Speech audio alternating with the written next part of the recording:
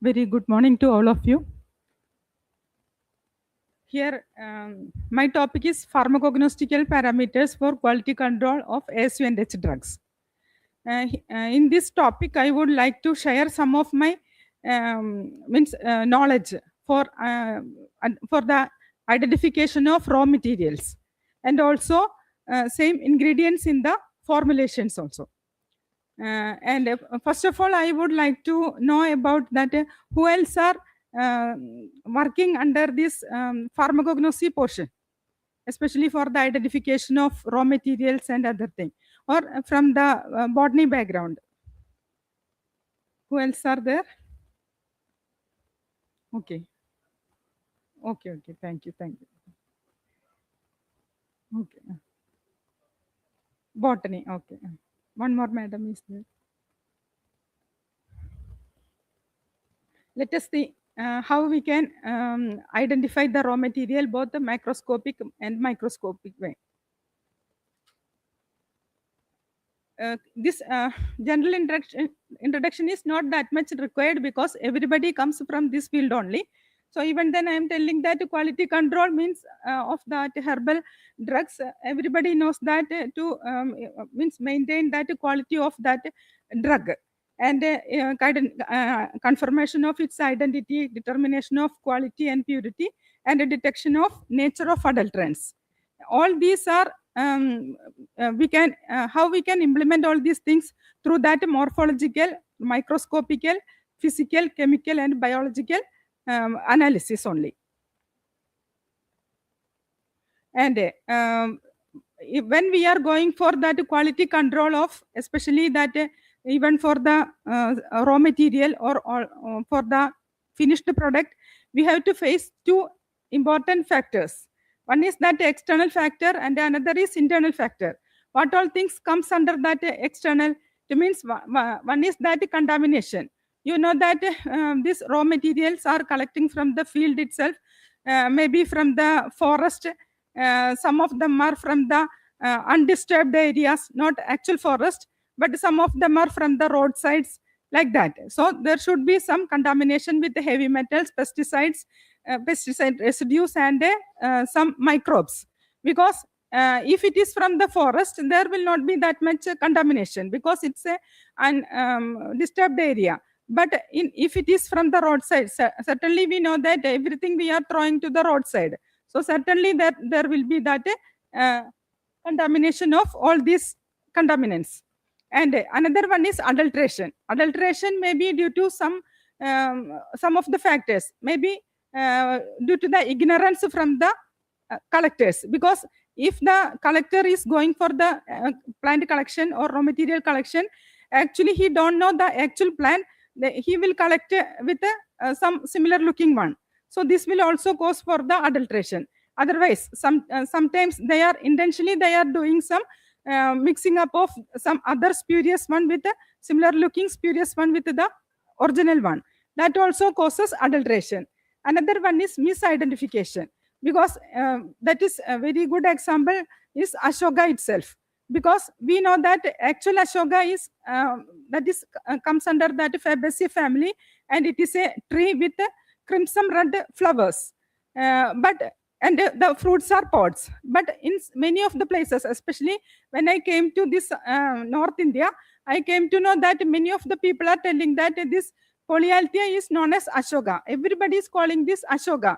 Even in our office, front side of office, there are so many these Polyalthia plants. Everybody is telling that Sabi khada kar lo niche da means that Ashoka tree. Niche means everybody is assembled under that Ashoka tree. They are telling like that.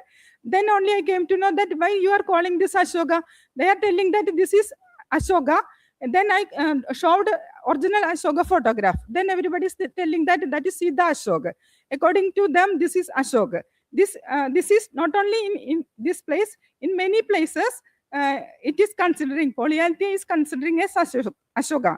But actual Ashoka is Saraka Ashoka. This is Polyalthia longifolia. And such but that misidentification is there, not only for this plant. There are so many such plants are there. there is another reason for such misidentification, because at that time, even now only we are using that as scientific names, but in earlier times, everybody, especially that Ayurveda people and Unani people, they have their own classical text. They are searching that all this characteristic feature for the identification of raw drugs in their classical text only. And it is given, if it is in Ayurveda, they are giving that Sanskrit names for the identification. For example, if it is Rasna plant, they are telling that Ela Parni. Ela Parni may be Ela like means Ela. Ela everybody knows Elteria cardamom. It may be the shape of that fruit, or it may be the leaf of that Ela plant. So somebody is equating that leaf of Ela plant.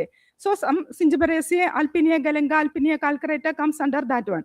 And somebody is telling that it is they are equating with the shape of that fruit.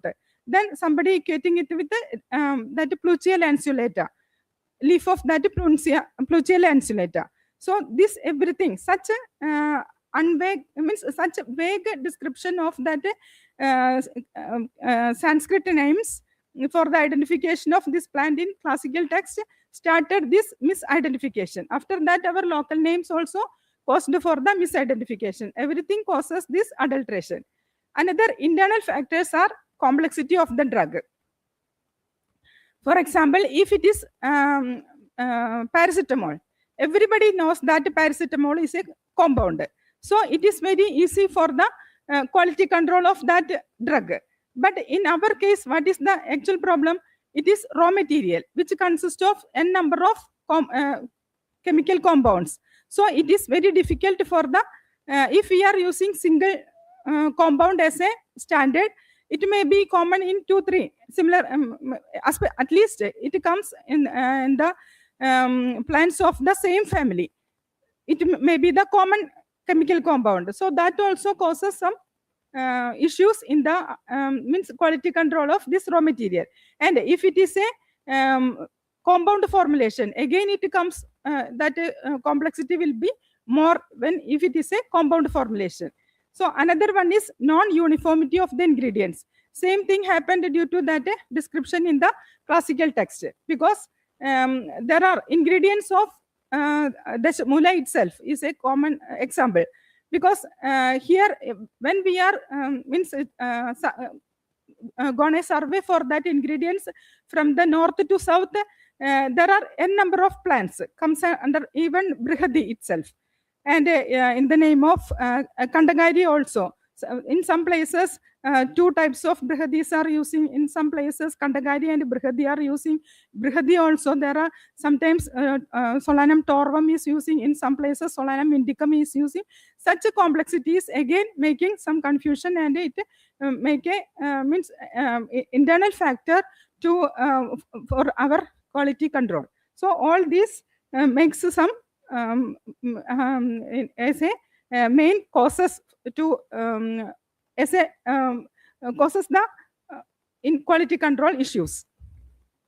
And another one is when we are again going for what is the solution for such things, and there comes the role of this regulatory authorities, especially that regulatory authorities means that drug testing laboratories who are working in that lab, and also that drug inspectors are there. Their role is mainly important in such cases, because they have to, that regulatory authorities has to regulate these manufacture of formulations by the use of formularies, and manufacturing operations through statutory GMP.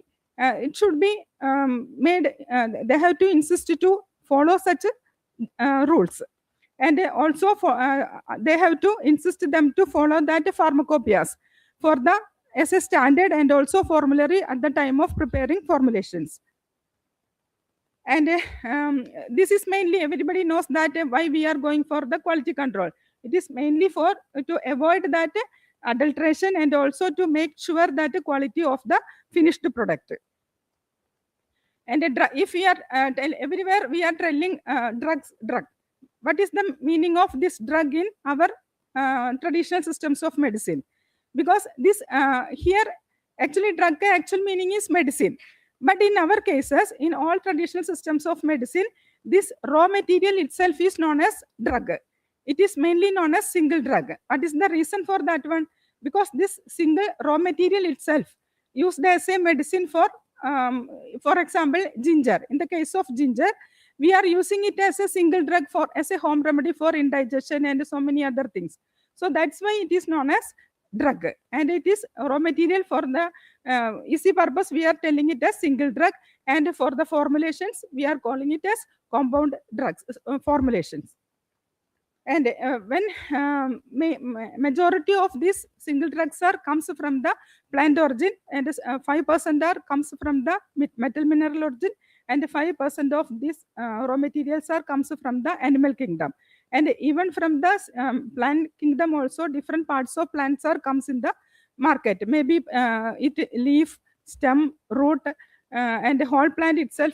In the case of all the herbs, it should be as per the classical text, we have to use that whole plant, because all the different parts of the plant should be in the raw material if it is a herb, and otherwise it may be parts of the plant, and among these root comes more in the market. So that everything is in the form of dried form. Only a few are using in fresh for preparing that juice and other thing at the time of processing for development of a medicine. And see, in addition to that plants, parts of that plant, these derived products are also used as a single drug, otherwise known as raw material. What are they? Gums, resins, oleoresin, oleogum resin, solid extracts, juice, volatile oils, and fixed oils. All these are used as raw material. And for first of all, we want to know that what is the first step in quality control of a even medicine. We know that every step, if we are going for the taking a staircase, we have to step on the first step itself. No, similar way, this identification or authentication is the important and foremost important step in the quality control of medicines. Because if the raw drug is very good and a very good quality one, then only our product will be more with more quality. So for the identification of this raw drug using that pharmacognostic parameters, there are some different parameters under this pharmacognosy.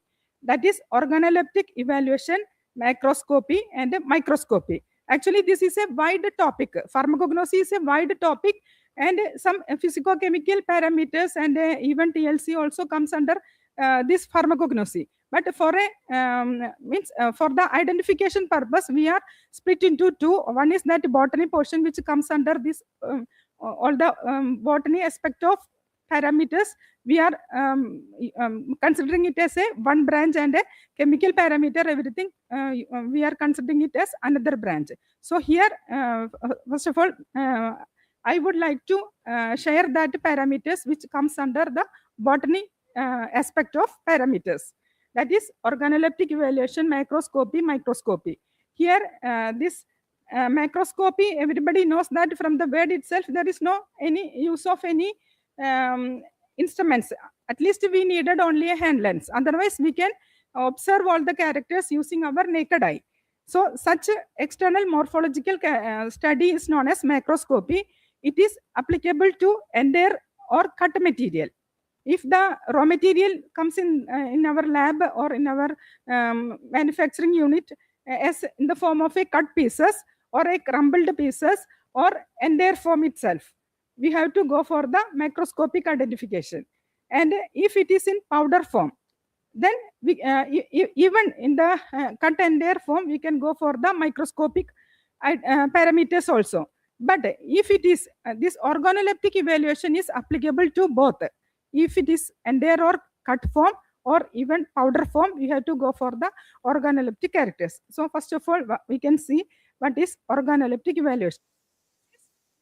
Using our sense organ, we have to identify. First, we have to go for the identification of that material, even whatever it may be. If we are going for the purchase of a cloth, immediately what we will see that color, everything. and even texture also we will feel. After that only we will go for the procurement of that one. So similar way here also, first we have to use our eyes and our skin, everything. It means using our organs, we have to first analyze its color, texture, odor, taste, and fracture.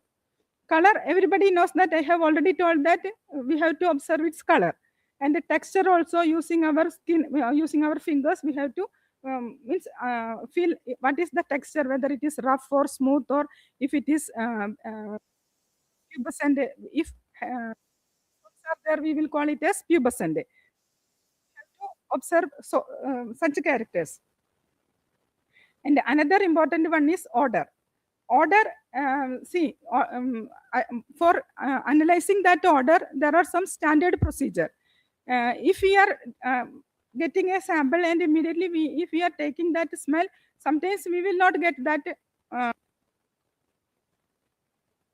external surface. If it is with cork and other external coverings are there, will not get its smell. That time we have to, either we have to break it, otherwise we have to make into powder and keep it in, keep this powder in a polythene bag, and then after opening that one we have to take that smell of that powder. That is the actual procedure for getting the smell of that material. Similar that is taste also, because if the material is exhausted, will not get that surface is exhausted. So at that time, same procedure we have. First we have to powder that one, and then wet the tip of the glass rod we have to wet with water. And before taking the taste, first of all we have to rinse our mouth with clean water, then keep that glass tip on our tongue. Then what taste you are getting, that is the actual taste of that raw material. Such a standard, if you are following that standard procedure, you will get actual taste and odor. Then next important one is fracture. This is applicable mainly to the bark and stem, and also root, which can be broken into pieces when we are applying force on that one. And how it's that break end appears. What is the nature of that break end? That is known as the fracture. It may be short. For example, so if we are breaking that material into two, surface will be very smooth. In such cases, we call it as short. And if the surface is very grained, if surface shows some grained nature, it is known as cut surface. If some extension are there, needle-like extension are there, then we call it as splintery. And if it is fibers are extending, we call it as fibrous. Sometimes it may be more fibrous for some of the bark, so we cannot break into two. That time we have to again use another equipment for cutting into two pieces. Then this lamination also one of the character of a bark, because there will be some transverse bands of stone cells, some another fiber bands, or then bark means that phloem band, and even cortex band. Everything may be in some concentric rings. So in the case of that such barks, you will get at the cut end, you will get some layers of that different tissues. Such appearance is known as laminated appearance. So the fracture will be laminated in such cases. Then again, we are coming to the next step, that is macroscopy. Here in macroscopy, that is, we have to observe its external morphology, especially that shape, size, surface characters of the raw material by naked eye or using a hand lens. Because if it is pubescent, or if any other very minute seeds like raw materials are there, certainly you have to observe its surface character. That time you can use a hand lens, or otherwise that stereo microscope you can use. Otherwise, in earlier time, we call it as dissection microscope, but nowadays advanced microscopes are there. Even for the dissection microscope, it is only a hand lens JASA. no, there will not be any light source. We have to take that light using adjusting that mirror.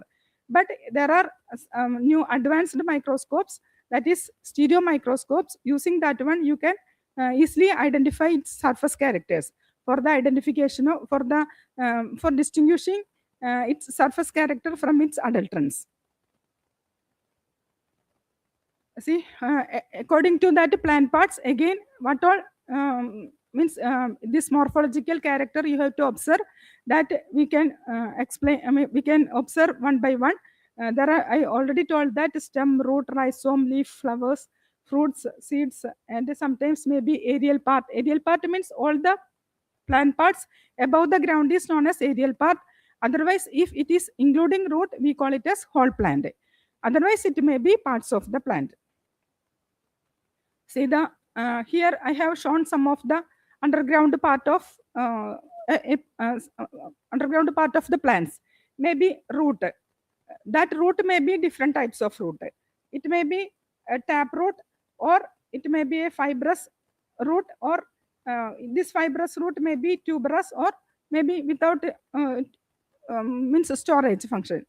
In such cases, even if it is, and there it is very easy to identify whether it is a taproot system, or whether it is a fibrous root system, or it is otherwise known as adventitious root, and maybe tuberous root. But if even in the broken pieces also, this taproot will be always in branched condition. But this fibrous root or adventitious root always without any branch. So easily, if it is a broken piece, you can easily identify whether it that plant belongs to a means that material is a plant with a taproot or with the fibrous root. Everybody know that that botany people know that this taproot belongs to dicots, and fibrous root belongs to monocots. So from that itself, we came to know that this plant belongs to plant of dicot. If we are confirming it, this is a root of dicot. So just we have to think that maybe this of which all raw materials comes under this dicot plant, dicot groups. Then again we have to go for next identification. Like that only we can means our limit will be we can reduce that limits. Similar way, the tuberous root, everybody knows that it may be rigid one. If it is fresh one, it is very turgid one. Otherwise, it may be means just like in the case of Decalepis root and Hemidesmus root. We can easily identify with its appearance itself. Its smell is for both same, order is same for both the plants. Even Hemidesmus indicus and Decalepis Hamiltonia. How we can immediately distinguish this one from the appearance itself? Because that Decalepis is a plant with a taproot, and there is no any storage. Its cortex is very narrow. But in the case of Decalepis Hamiltoni, that cortex is very broad, and it is tuberous root. Actually, if it is a fresh plant with a fresh root, that is a tuberous root, just like this asparagus root, how it is fleshy, like that it is a fleshy root when it was a fresh plant. But it is comes in the market after cutting into small pieces, and after drying only it comes in the market. So at that time it means reduces its size, and its surface become shrinked. That time what happens, that center portion is the xylem region. It will extend outsides, and this cortex region, everything will be shriveled, and it will be in small region itself. So from this appearance itself, we can distinguish. From the smell, everybody will think that this is Hemidesmus indicus itself. But using this character, morphological character itself, we can easily distinguish. And the thickness also varies. The Hemidesmus root is always very thin. Maximum it comes maybe less than 5 millimeter, maybe up to 5 millimeter we can expect it. But this Hamiltoni may be more than 1 centimeter thickness always in dry condition. And then another are their rhizomes. Rhizomes, we know that how it can be. Rhizome is a, if we are telling in botanical point of view, it is a modified stem. So in stem, we can see node and internode. Same part here also we can observe in the case of rhizome, because here you will get that nodes and internodes. From that itself, you can easily observe that this is a rhizomatous plant. And here I have given two types of rhizomes. One is that ginger rhizome, and this is the Acorus rhizome. And another one is bulb. And comb, like a different comb, also one of the modification, stem modification.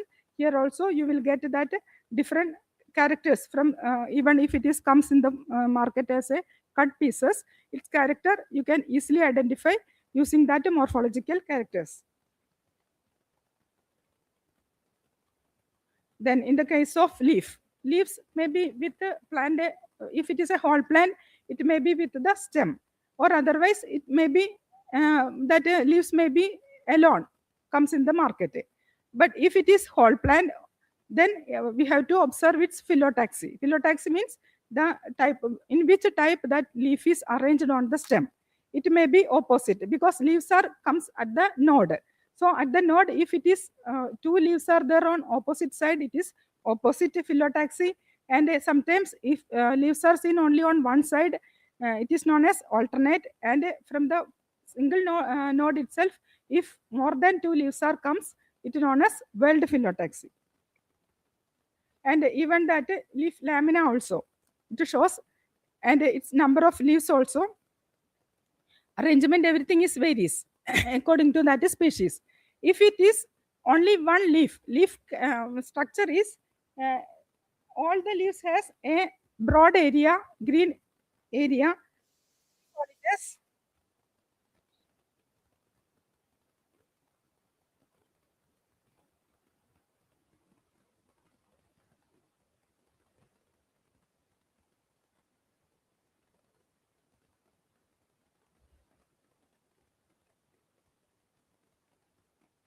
If I want to go back side,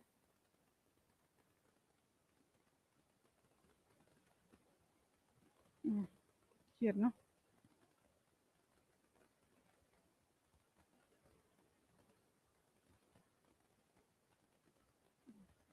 See, each leaf has a broad part, it is known as lamina, and it has a stalk, it is known as petiole, and sometimes that has some supporting structures also, like that it will, stipule will be there, that it belongs to, when if it is attached to that plant, then only we can go for the stipules. Sometimes that stipule may be falling down at the on its maturity, so don't go for that one. But if it is a symbol leaf, single comes in the market as a single leaf, you have to observe whether it is a entire leaf or part of that leaf. So if it is an entire leaf, immediately you have to see that whether it is a compound leaf or simple leaf. That simple leaf also, this is the lamina portion. This may be sometimes lobed, but this is simple leaf only, because that lamina is lobed. So all these type of lobing of lamina portion, we call consider it as a simple leaf. And sometimes these leaves are arranged on a, it should be started from the node, and it has a common stalk, and so many n number of leaves may be arranged on that stalk. This is known as compound leaf.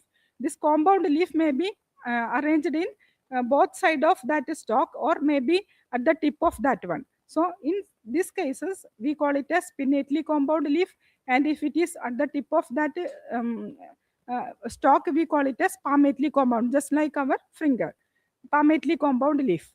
And even that pinnately compound also maybe end with one single leaf, or maybe end with the two leaves. So this is peripinnate, and if it is end with a single leaf, it is imperipinnate.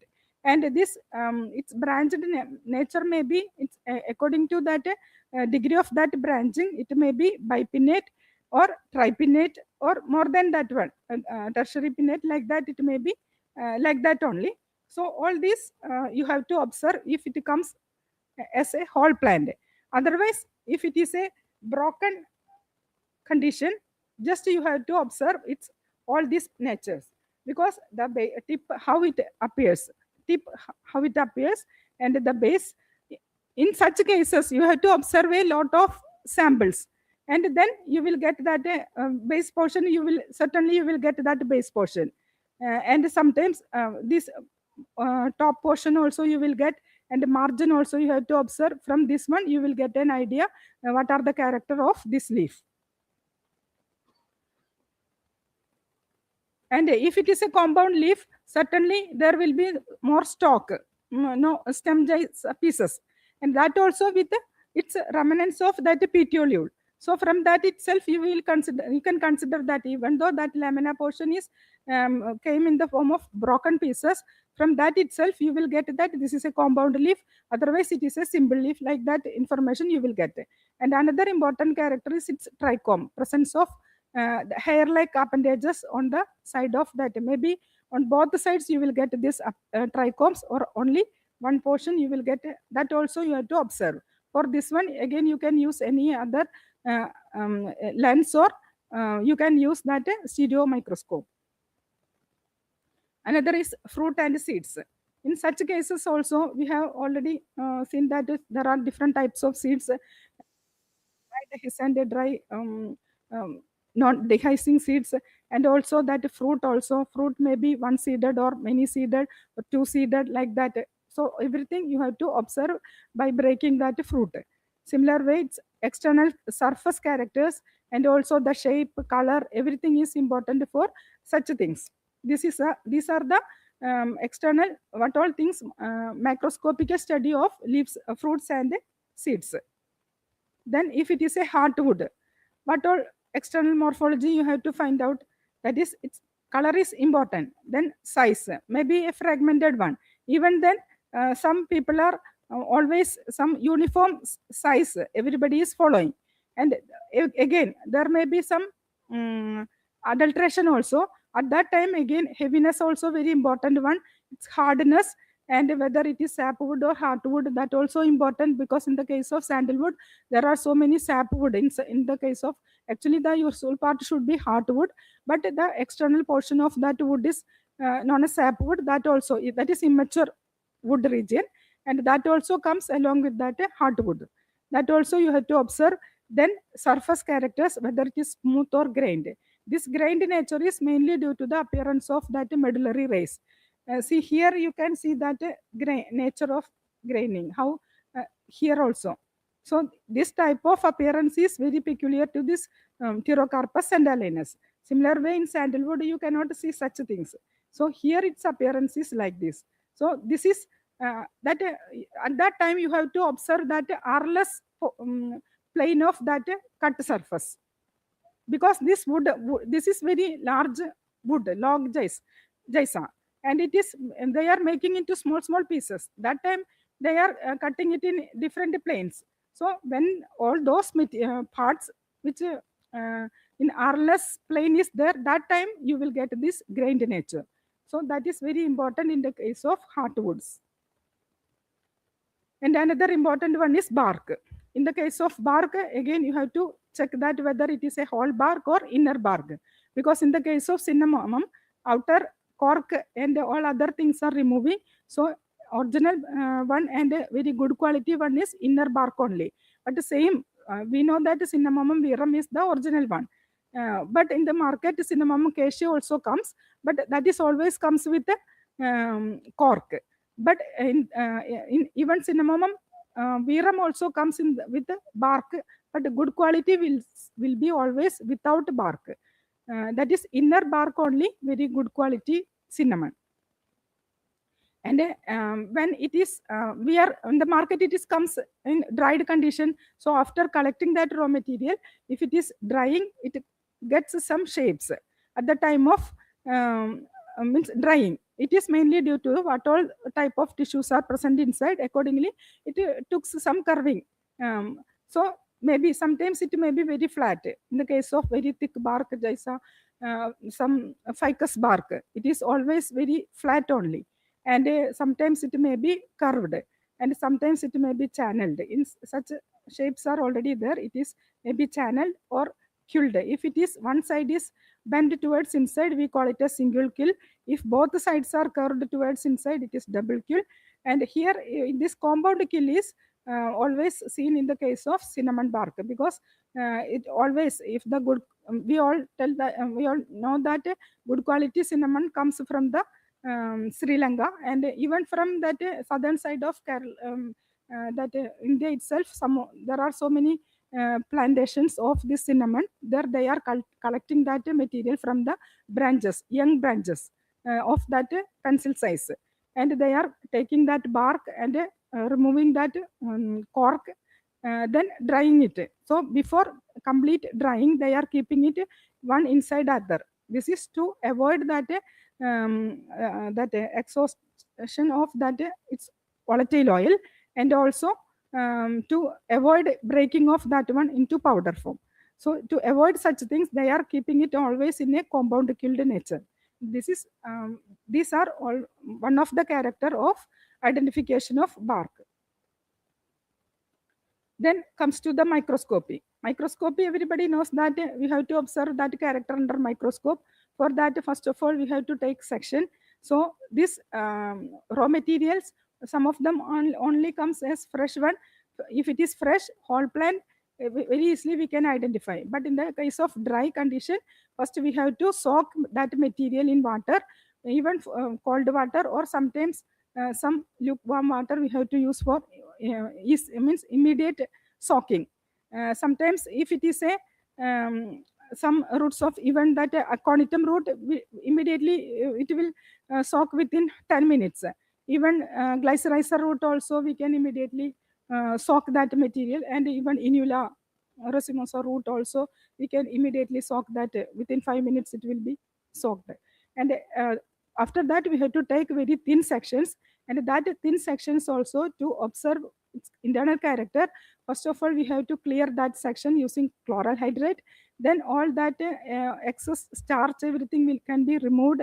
Even that if oil is there, that also can be cleared using that chloral hydrate, and we can observe that characters. Then the crystals will be, if crystals are present, that will be more clear if we are treating with the chloral hydrate.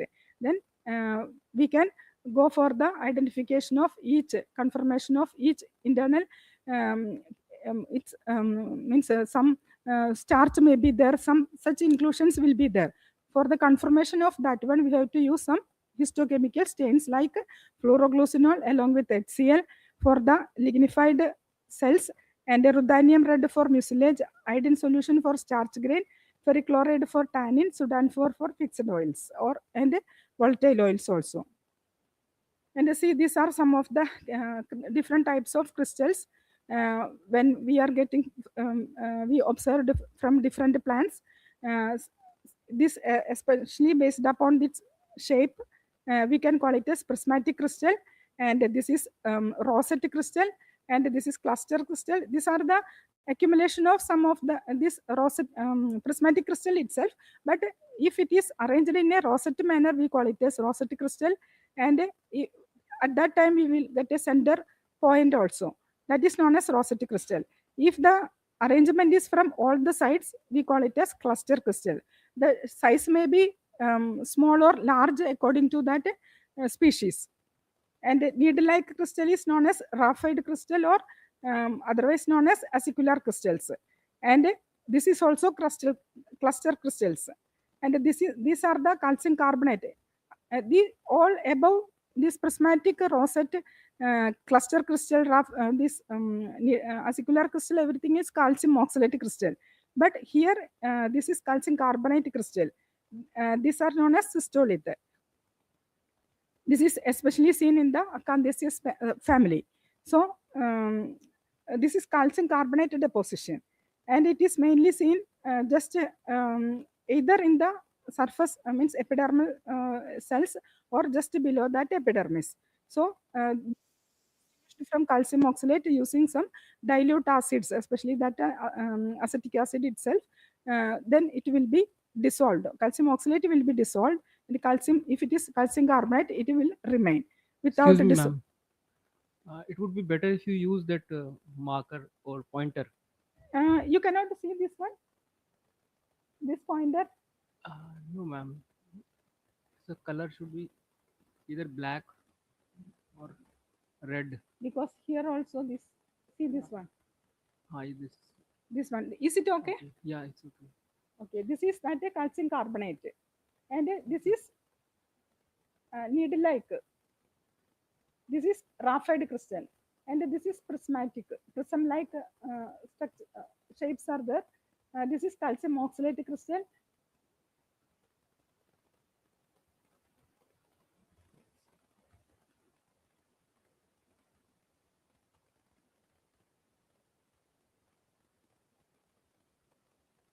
and this is sandy crystal. This may be calcium oxalate or maybe silica crystal. This is also we can using any acid. If it is dissolves, we can consider that this may be calcium oxalate or calcium carbonate. Again, we have to go for that calcium another test with dilute acid like that. But if it is not dissolving, you have to consider that this is silica crystal. It is very difficult for me to see. This is silica crystals, and these are another observations using that histochemical stains. Here we have stained with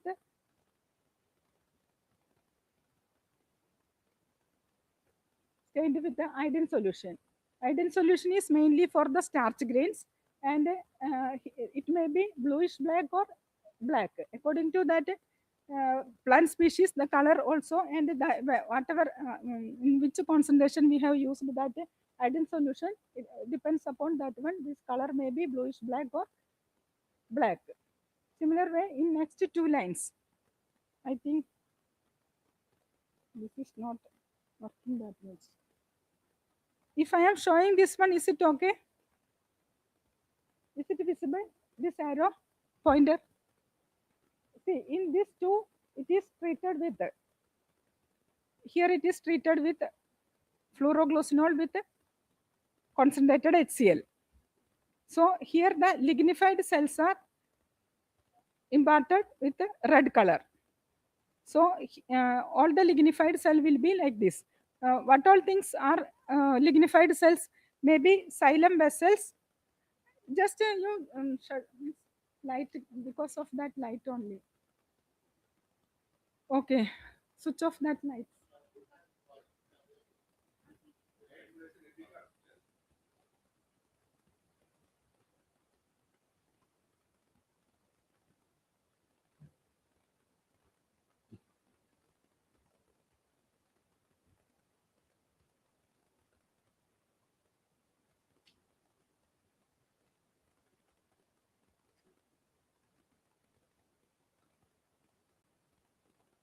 This front side also maximum lights.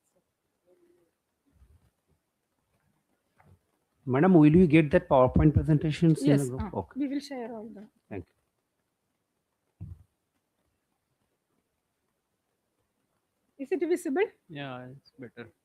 So once again, I am telling this is prismatic crystal based on that shape of that crystal, and this is rosette. Here you can see the center portion with a dark dot because cluster and this rosette crystal is with arrangement of this prismatic crystal itself, but its arrangement is different. If it is arranged in a rosette manner, we call it as rosette crystal, otherwise it is a cluster crystal. Then in the second row, it is first one is that graphite crystal, needle-like crystals. This may be long needle-like crystal, or maybe a small length may be small in some species. And another one is again cluster crystal, and this is systolic crystals. This is calcium carbonate crystals, and microsphenoidal crystals are there. This may be calcium oxalate or silica crystal. That we have to distinguish with using that. We can confirm with the acid test. Then again, these are stained with the different histochemical stains. First one is iodine solution. Is it clear now? Is it visible clearly? Okay, first two rows are with the iodine, treated with the iodine solution. Next, fluoroglucinol, and then this fluoroglucinol stains that lignified cells. Here, fibers you will get both lignified and non-lignified fibers. And here, in xylem region, you will get fibers and also xylem vessels. And even stone cells also lignified cell, fibers, xylem vessels, xylem trachea, everything is lignified. So you can easily distinguish which all cells are lignified. Even that phloem fiber may be lignified or non-lignified. Pericyclic fiber may be lignified or non-lignified.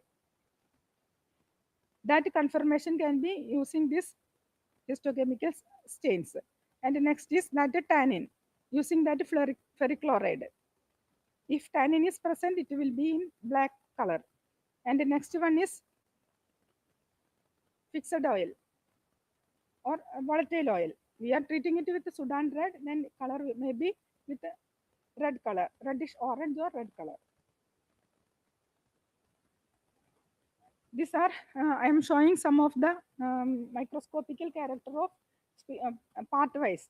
If it is a leaf, you have to observe, because leaf has, dicot leaf has a specific typical structure in all the plants, but that only that arrangement of vascular bundle and number of vascular bundle and which all types of cells are there. This is the midrib portion. This is the petiole of that leaf, Justicia adaptada leaf, and these are the lamina portion. Lamina portion, for all the leaves there will be palisade cells and spongy cells. This palisade, how many layers are there, and what all inclusions are there, and how it is arranged, even if it is compactly arranged. In the case of even that spongy parenchyma also, whether it is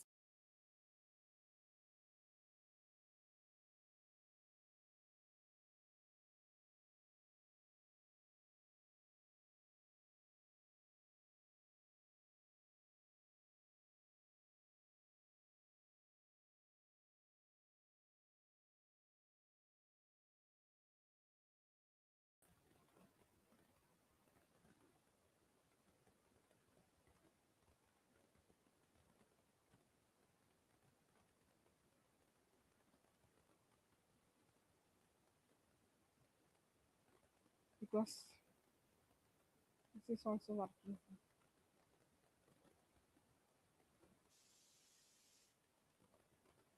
So this is the, and after that you have to observe its surface characters. There also you can see, and on the surface of that leaf is the leaf epidermis. Among that leaf epidermis, you will get epidermal cells and also that stomata. And how that stomata, what all types of stomatas are there? Is there any trichomes? And that trichome also, whether it is what all types of trichomes are there? Everything you have to observe. So this is a typical leaf I am showing. And I have already told that on the surface character, that is stomata. How, which type of stomatas are there? Four types of stomata. That is that type of stomata depends upon that subsidiary cell present along with that stomata. Stomata means that is an aperture opening for the exchange of gaseous exchange, and these are the structure is with an aperture and also two guard cells, and along with that one you will get some subsidiary cell in some of the plants. And subsidiary cell means which may be the just immediately after that guard cell, and that how can you distinguish subsidiary cell and epidermal cell? That is, subsidiary cell has always a small in size and the structure will be always different. If the epidermal cells are very wavy, here that subsidiary cell walls are not that much wavy, not a wavy, always its walls will be straight. So you can easily distinguish whether it is subsidiary cell present or not, and how it is arranged. Sometimes it may be parallel to the guard cell. So in such cases, we call it as parasitic. Sometimes it may be at a right angle to the guard cells. That time we call it as diacytic. And if maybe more than two cells may be there and it may be unequal in size, that time we call it as anisocytic. And sometimes there will not be any subsidiary cell, only epidermal cells are there. In such cases it is known as anemocytic. So all this type of stomata is very important because that is species wise it is very peculiar, and in some cases, in the case of osimum, you will get more than two types of stomata, because there are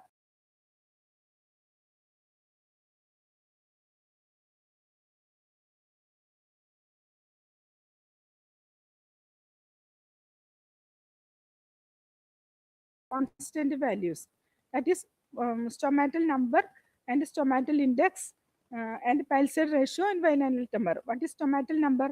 The average number of stomata in a unit area. For that, you have to clear that epidermis cell using chloral hydrate or even potassium hydroxide. Also, very easily you can clear that leaf, and or even sodium hydroxide also helpful for that one. And you have to observe that surface, and then you have to using, nowadays there are so many software using that you have from the screen itself you can take a 1 square otherwise usually we are observing with the camera lucida. That time we have to draw that during that practical time we will show that how you have to count that stomata. And nowadays even there are some closely related species are in use, then only we are going for all these parameter. Otherwise this will take a long time. So nowadays even in the pharmacopoeia also these parameters are not including. So but you want to know that if for the academic purpose also this is very important. That time you have to observe that number of stomata and epidermal cell in a unit area. Maybe usually we are taking 1 square area, and after counting that one using this formula s divided by e plus s multiplied by 100. Using this formula we are calculating that stomatal index. Stomatal number is the only that total number of stomata present in a unit area.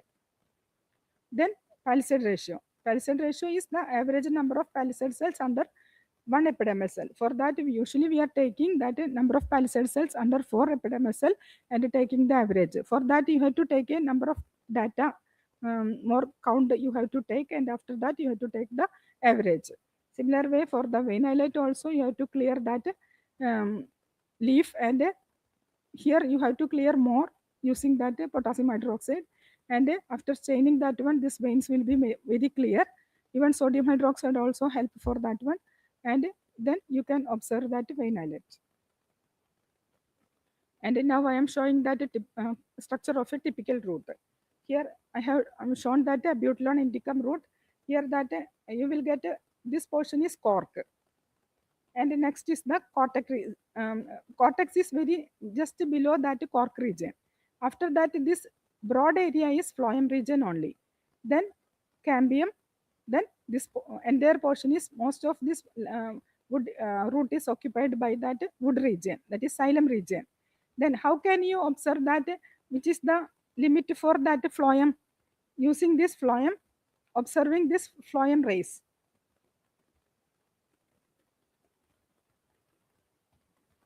See, these are the phloem rays up to that to which area it is extended, that much area is that phloem region. Up to this much, this is the phloem region. After that only you will get that secondary cortex. Above that, it will be cork only, and this entire portion will be that root. And for each root, even root or if it is a stem, that the structure will be typical, but the number of how these vessels are arranged and how medullary rays, how many seriate are there, maybe uniseriate or double seriate or triple seriate or multiseriate. Such differences will be there even between the species. And what all inclusions are there, whether starch is there, and how this in the region of xylem itself, how that parenchyma. Xylem consists of xylem parenchyma, tracheids, vessels, and fibers. So how that parenchyma cells, vessels also, how this parenchyma are arranged, everything depends upon species. Then this is a typical rhizome. I have shown that curcuma longa rhizome. Here also cork will be there. Sometimes in such in the case of ginger, maybe that cork may be removed. After that, and there some broad area will be there.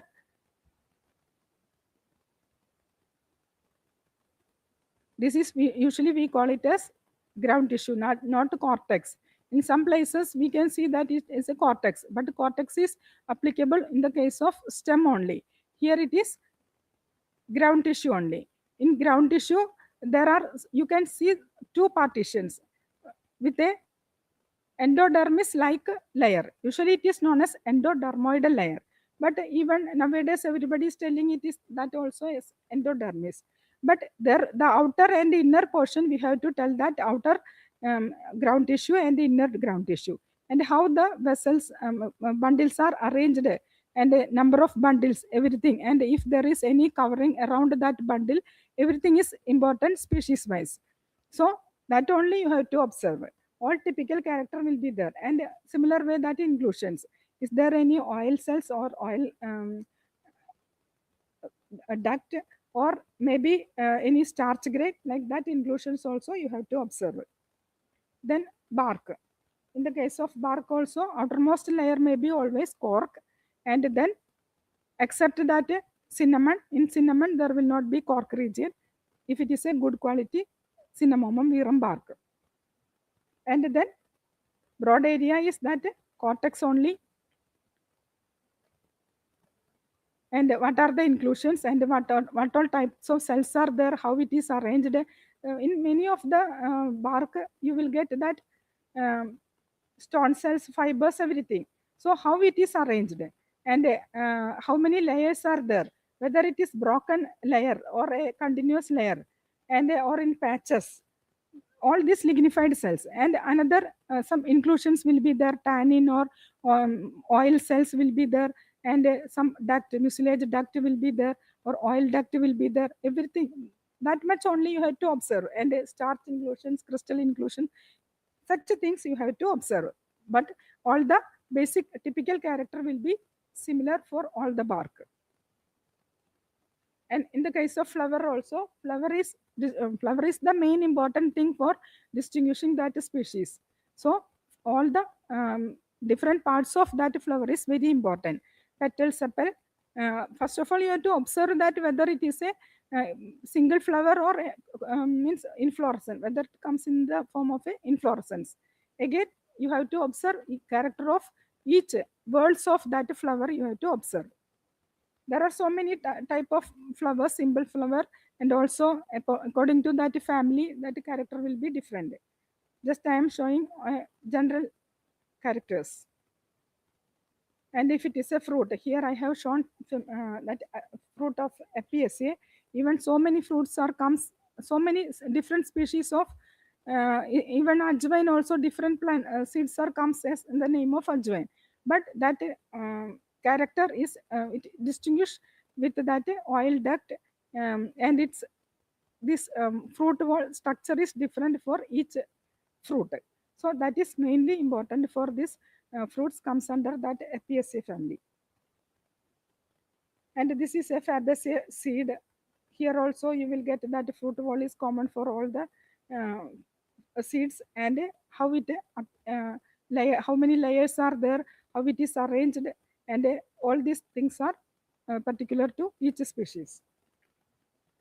And next, again I am showing one whole plant. In such cases you have to observe root, stem, leaf, and even flower, fruit, everything you have to observe. In the cases here you will get there I have shown only that bark region, that is belongs to a large tree, but here this Vedalia is a small herb. Here you can see that a stem. Here see here also epidermis is there, and because here the stem is very young stem, that's why here you will not get any cork. Instead of that you will get that epidermis. Then cortex, again here that just secondary thickening started, so you will get that pericyclic fiber. Then phloem region, xylem region, and center, it will be being a stem, it central portion will be occupied by pith. And here see the root case also, being a young root, character will be like this: epidermis, cortex, endodermis, and pericyclic, xylem, like that. And here also in the case of leaf, whatever I have shown earlier, similar way, but only the number of bundles and also the difference will be in the shape of midrib region, and also that bundles, and in the case of this laminar region also. This is one example for the heartwood. Heartwood is only that xylem elements you will get. That is xylem vessel, trachea, parenchyma, and fibers, like that. And what are the inclusions? In sandalwood, we know that sandal oil is the important thing. Even in the market, it comes in the form of some chipped pieces. That time already that oil may be distilled. In such cases, you will get this oil may be less in number, that the content may be less. If we are treating it with Sudan red, that time you will not get more oil cells. Even if it is a young stem, that is sapwood, I have already told. No, if it is immature wood, there also you will not get, smell will be there, but the quantity of that, even the microscopic characterization itself, you can easily observe that less number of oil glands, oil cells. This is also another heartwood. Here it is Pterocarpus sandalinus. That see the in the case of heartwood, always you have to take,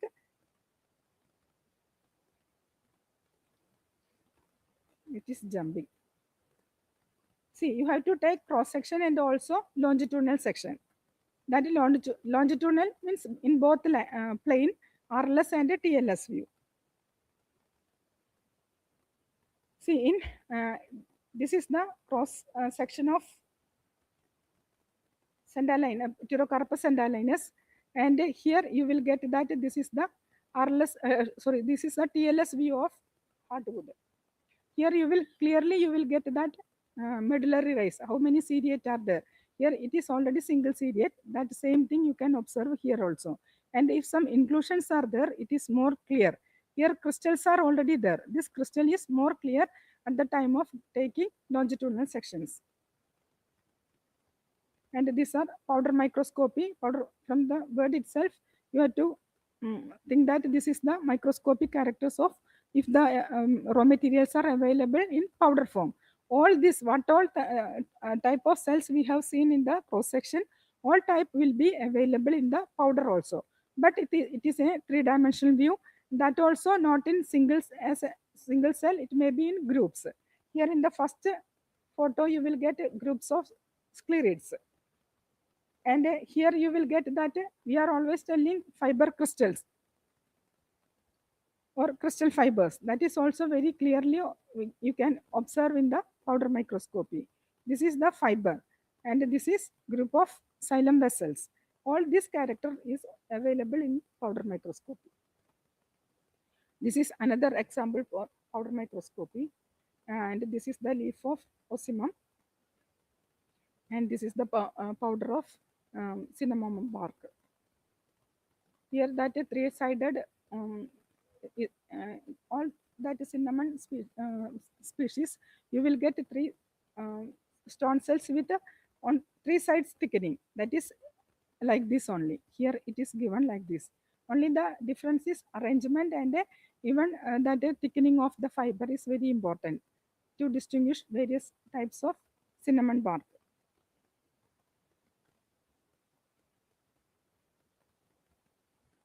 This is Piper nigrum fruit, and this is the powder characters of ginger. Because this vessels is already we have seen that in rhizome, being a rhizome, there will be that vessel that you have to observe under this. And now I am showing some comparative study of eagle marmelos, and usually the adulterant comes as Atlantium monophylla. And see the if it is root pieces, it is similar looking. But when we are taking that cross section, its appearance, I have already told that all these elements will be there. Xylem elements, xylem fiber, xylem vessels, xylem tracheids, and parenchyma. Everything is available in the case of roots. But the species wise arrangement, and even that medullary rays also. Here, if we are taking that LS, here it is already, if we are observing clearly, here also it is more clear that this is biseriate medullary race and also single seriate is available in the case of eagle marmelos, but it is more clear when if you are taking that TLS view. Here in Atlantium monophylla, it is single seriate only, uniseriate. And the crystals are more, and crystals are always absent in the case of Atlantium monophylla, but here you will get that crystals also. And now I am always telling that the Saraka Ashoka is always mistaken for some other plants. So Saraka Ashoka is the original Ashoka, and always it is comparing with Polyalthia. But in the market, this Shoria bark comes in all the markets. See the structure of anatomical structure of that one. This is the actual anatomical character of this Saraka Ashoka bark, and this is the Polyalthia bark, and this is the Shoria bark. See here everywhere the cortex and with stone cells, but the arrangement of stone cells everything is different. Here it is tangentially arranged group of stone cells are there, and here also stone cells and fibers are there. Here see the arrangement of medullary rays, means phloem rays. Here it comes like this, and the inclusions everything is different.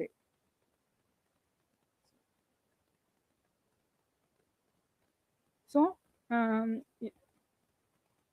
because now if you have any doubt you can ask questions, and also um, what all experience you faced at the time of identification if somebody is involved in such things. Sir also already told that this is an interactive. I have shown you some of the characters, how we can our these parameters, how we can implement for the identification or authentication of these raw drugs, especially that is single drugs.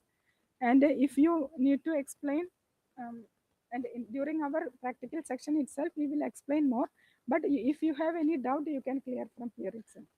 Ma'am, one doubt only. Is there any procedure to get the how much secondary metabolite at a particular age of a plant? Actually, The in the microscopic case of study all kind. these traditional systems of medicine, it is from the definition itself. You have to observe that monograph. It is already, it is clearly, it is telling that you have to collect that mature dried bark of such and such a plant, or mature seed of this one, or mature fruit of this one. It is telling like that. If it is immature, strictly it is telling that you have to, in the case of that terminalia cebula, and they are telling that immature fruit of terminalia cebula. Otherwise always you have to take that mature. And see this secondary metabolites varies according to that. So many factors are influencing that quantity of that secondary metabolites. But according to these traditional systems of medicine, they are telling that they are not going that much. Earlier we have kept that in the 9th volume you will get that 8th and 9th volume you will get this much percentage of this marker compound is marker compound should be available in the material. Yeah. Like that we have in the along with the definition it was given. But it was not at all matching with any of the factory people when they are going for their internal at the time of the checking that their quality. So after that again so many discussions were carried out, and nowadays we have already some notification also published telling that don't go for that quantification. Only you have to observe whether that compound is present or not. Because in the case of traditional systems of medicine, it is telling that not a single compound is not working for not affecting it. Considering that plant is considering as a whole, it is always in a holistic approach is there. So don't go for that much particular compound and also particular quantity of that drug, that secondary metabolites. Yeah, thank you. Only we Ma'am, need.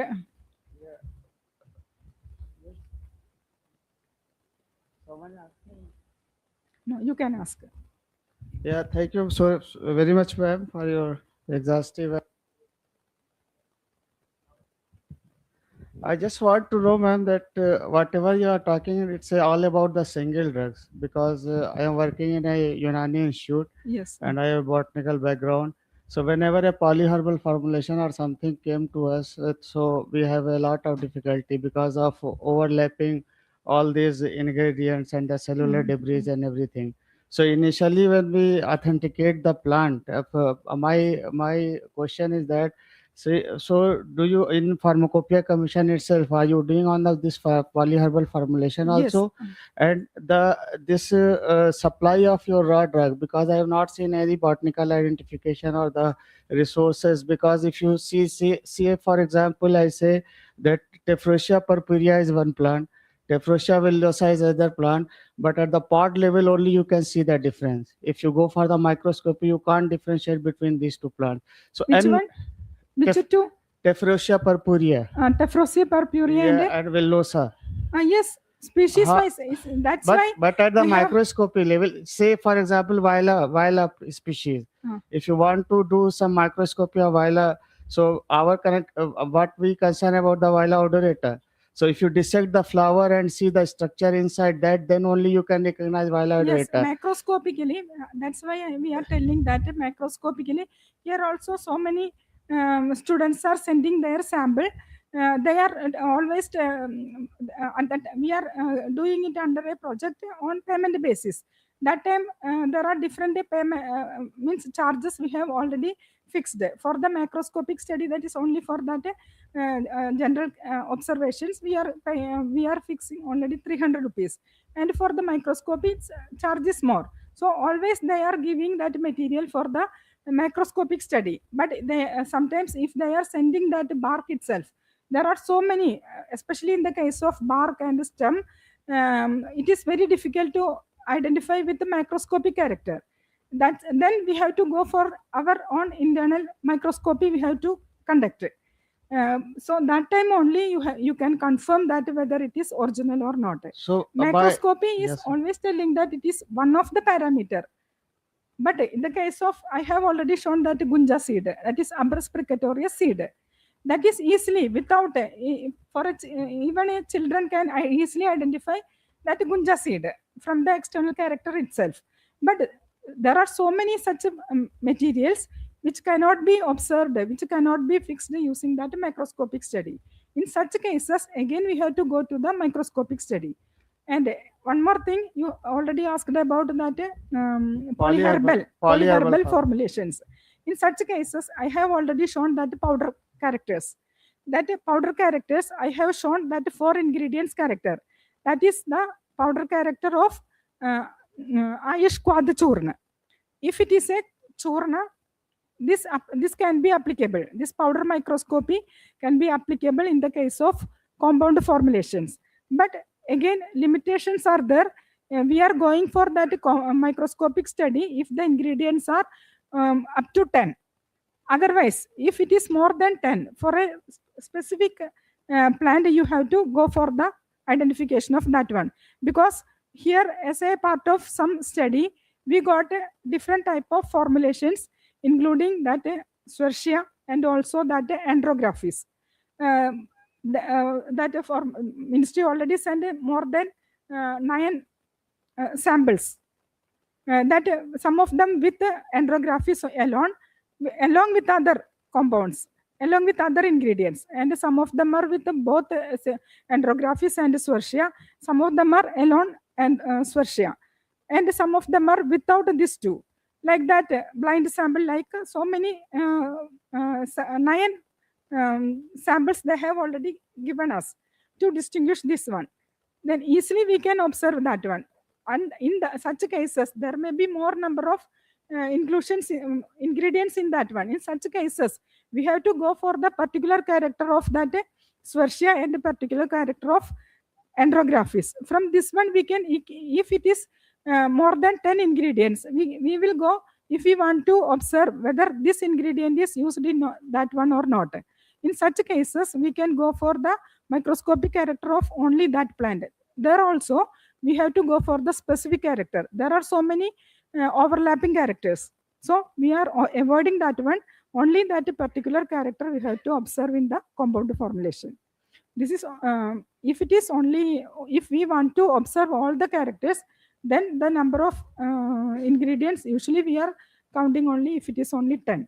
We are going for the powder So microscopy. you are identifying the plants as a single drug, and then you are making the compound formulation. So my question is No, also no, that. no, no, no. This So- we got without. We also don't know what all ingredients are there, but they are asking only whether Swershia present or not, or andrograph is present or So not. if we mix all that ingredient, that will come a compound formulation. So Ah. in compound formulation, this technique has limitations. See, So here do in you the- have any project of such thing you are doing in pharmacopoeia, because Yes. you are doing some authoritative work. So that's what I Yes, want we to are. ask. See, have you seen that part 2 of pharmacopoeia? Yes. In that part 2, we are giving that standard for the compound formulation. If it is powder, and even for the tablets also, we are getting sample from the legal samples also we are receiving. If it is tablet, and if the number of ingredients are less than that 10, we are doing that powder microscopy also. And at that time we needed that what all ingredients are there, and we have to observe that specific character of each ingredient. Then immediately I have shown some of the powder microscopic character of 2 slides I have shown now. That is ginger, shundi powder characters, that is uh, Zingiber officinalis, and cinnamon powder, again piper powder, and one more tulsi powder. Actually, these powder characters I have taken from the Ayushkwad only. That is a compound of 4 ingredients. Even then, we can easily distinguish that character of each ingredient. Here, I am talking about a compound formulation with the 4 ingredients. And we have already made a standard of ingredients with the 10 ingredient, up to 10 ingredients. After that, we are not going for that. At the time of preparing standard, we are not going for the microscopic study if the ingredients are more than 10. And in the case of tablets, we can and again one more thing is there, we have to add that powder in situ without any changing. If you are boiling that one and taking only that decoction, and it is adding to that tablet in powder form, after drying that decoction, we cannot observe any character, because it's only that juice is dried and powdered. In such cases, we will not get any powder microscopic character. Even for the tile also, means oil preparations. In such cases also, powder microscopy we cannot apply. And in the case of gridha, if gridha and another avalehyas are there, in such cases, if some of the ingredients are added in the form of powder as such, that ingredient we can identify. That also we did at the time of preparing that standard, even for the legal samples we are receiving. And at that time also, some questions also came like that, whether this ingredient is used or not. In such cases, we can easily observe that character. Ma'am, good afternoon, ma'am. Thank you for this detailed presentation. मेरे दो question है ma'am. Organoleptic characters में जब हम उसके texture या colours हो उसको हम डिटरमाइन करते हैं, तो वो क्या पाउडर को करना है कि हमें पूरा रॉ डॉग को करना है मैम? क्योंकि हम Raw जब रॉ material. ड्रग को करेंगे तो फिर वो क्वालिटेटिव कैरेक्टर्स में हम आते हैं ना मैम कि No, at the anyway, when you are doing for that chemical study, also you have to powder that one. At the time of powdering that one, you can observe that that character, taste and smell. And at the time of taking this, means you are observing that taste and smell. If it is a poisonous material, don't go for such a parameter. That literature, that information you have to take from the literature before going. If it is an unknown sample, um, don't go for any taste and order. Otherwise, if it is a non-sample, just first of all you have to go for its literature study, and you have to means take the information that whether it is poisonous or not. If it is a poisonous material, don't go for the taste and the smell, because it causes some allergy, or even some disturbance will cause. That's why. Ma'am second thing is that कि ASU drugs में जितने भी हम वो काम करते हैं उसको हम ड्राई फॉर्म में हम काम करते हैं मैम जितने भी। तो Yes. जो जितने भी स्टेन्स हम चाहे क्रिस्टल्स हो या टेनिन हो उनको आइडेंटिफाई करने के लिए जितने भी जो स्टेन्स यूज़ करते हैं, क्या वो स्टेन्स जो ड्राई फॉर्म में जो सेल्स है वो क्योंकि डेट हो जाते हैं तो वो क्या से उस सेल्स में वो स्टेन Yes, मतलब yes. इफेक्टिव होगा? All this, whatever I have shown here, that section with the stain, that is only dried parts we have stained with this histochemical stains. It will impart a stain because see, in plant cells are with the cell wall. That cell wall only taking that color. That's why. Ma'am And inclusions also according to that chemical reagent, it will take that will also impart with the color. That is inclusions. I have already told, oils with the Sudan red, that also reacting. In second half, we will have the hands-on training under the guidance of ma'am in the cognosy laboratory. So you can interact with her there because we have time constraint. So thank you, ma'am. Thank you so much. This is because if we are pressing here, some hands sometimes comes here, it will change.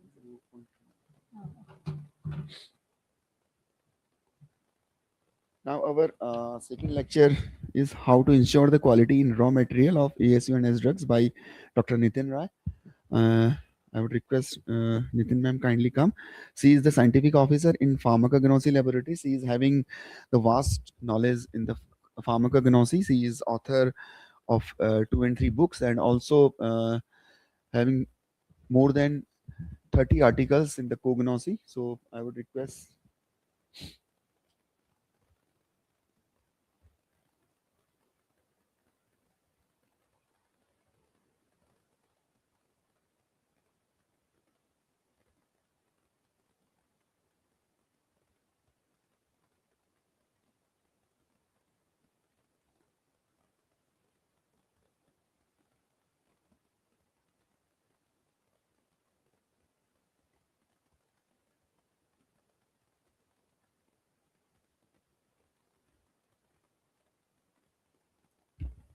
Good afternoon, everyone. So my topic is how to ensure the quality in raw material of ASU and H drugs. Uh, now the time is lunch, but we can correlate our subject with this presentation also, this slide. Actually, we know that our Indian system is basically the origin of this system is a kitchen system, we can say. And if we talk about the raw material or it's maybe other things or other product, all are comes with these 3 4 parameters, that will be the ingredient, equipment, process or serving. So this is the preparation of tea. But when we talk about the preparation of our single drugs or formulation, also these parameters is part of all this. So first we require ingredient, it maybe the raw material, and second is the equipment or machinery, and third will be the process, that how which method we are using for our purposes, and then the last process is the serving, that how we are giving the output or result of our drugs. So now the question is that the material whatever we are getting or find, that will be really okay or have a quality or not. So question is arising, what is the wisdom factor behind all these things, that is the quality. So basically quality have two composition, that one is the composition and second one is the factor. So the composition is the ingredient, equipment, process, value addition and services. These all are comes under the composition. And factor is basically 4M, that material, machine, method, man. These all things are part of the quality. So the question is that how, can we control or ensure the quality? Yes, we can. Or why do we wish to control or ensure the quality? To ensure the safety or efficacy of the drug or medicines. So how can we ensure these things, quality, safety or efficacy, with the help of adapting the standards of the material or process? These all are the quality control of waste and drugs lights factor. Of कर दीजिए आगे की। uh, with two lights. So this is the we can see that good agriculture practices, quality control of raw material, good manufacturing practices, or good storage and regulatory. These all are the factor of the quality control. Here we discuss about the basically of the raw material, because we know that in our system we are 90% or 95% the material using for the preparation of medicine is the raw material. So our system is related with the plant origin drugs, animal origin drugs, mineral metals, chemical origin, or in homeopathy, microbes, nosot or sarcot also using. So now we are discussing here about the plant origin drugs. That it's also find in the two category, that organized or unorganized. When we the find the sample in through the cellular tissues, it comes under the organized drugs. It's maybe all the part of the plant, that will be the rhizome, barks, leaves, fruit, entire plant, or hair or fibers, all. And when we find the plant with the incision or extraction, through the extraction, these all are comes under the unorganized category. It's maybe the aloe juice, opium, latex, gum, resin, whatever we are using our purposes. So the when we talk about the plant origin drugs, the basic sources of the raw material is the cultivation or collection of the wild sources and commerce. We most of the industry depend on the commerce side, or collection from the forest region, and some bigger industries, they have their cultivation area already. So this is the here we discuss about the good agriculture practices and good collection practices. So the definition of the good agriculture practices is the medicinal plant is in the cultivation program designed to ensure the optimal yield or terms of the both quality and quantity. So when whatever drug we want, that their good cultivation or their good yielding or good quality or quantity we can get with the help of good agriculture practices. These are the factor which are including in this all process, that site selection, soil and climatic conditions, seeds and propagation of material, and crop and management of cultivation. When we talk about the site selection, because we know that the quality start from the raw material basically. So we should aware that the whatever medicine or whatever drugs or whatever standard we are going to grow or going to develop should be authenticate or have quality. So if we have the quality raw material, then we can get the quality medicines or quality standard. When we talk about the good agriculture practices, that time we have to ensure that the site selection, that where we want to grow our raw material or herbal medicines or cultivation process, that time we sure that the area should be free from any kind of contamination. It's far away from the hospital, industry, or this type of dangerous places.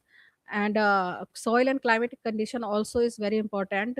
Sometimes some industry have focused on the 4 and 5 special type of plant material, or some fixed plant material they require that time.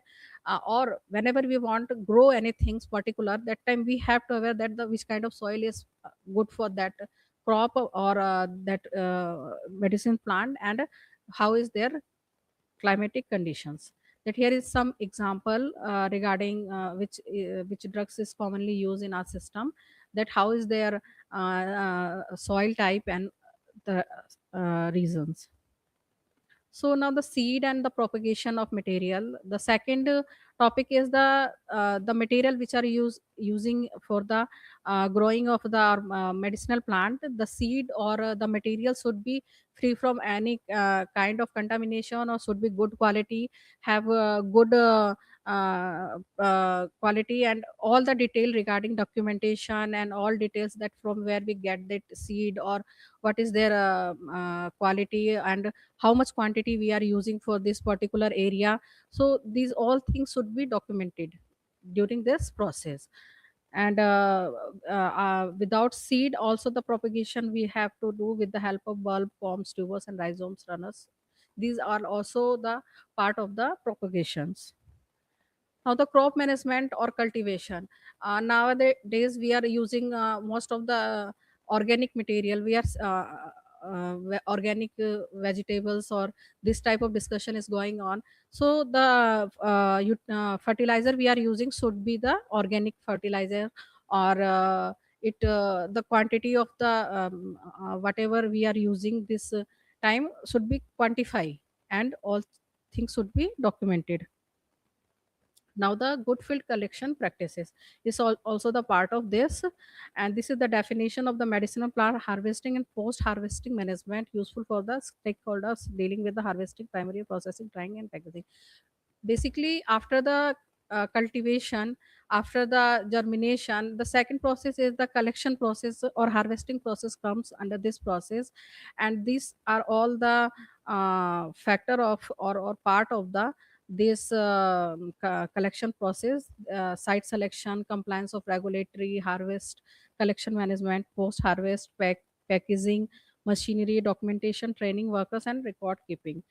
So when we talk about the site selection, because if we germinated all the things at their particular place, that time no need to go with the site selection. But whenever we want to collect the raw material or plant material, that time we have to aware that the way how is the site, how is their weather, and all details first. And with collection process, we should aware that the plant material, their identification with the help of taxonomical book or with the help of pharmacopoeial standard or references, other literature, that we have to aware, we have a list that which plant we want to collect and what material we want. So that time during the collection we should aware, and can we collect proper. So during the collection, collect only mature or healthy plant material, and avoid the rare and dust species, and leave in a plant natural regeneration. We should during the collection, that time we just keep the 80 to 20 ratio, that 70 or 80% plant we can collect, and remaining should be there for the next generation.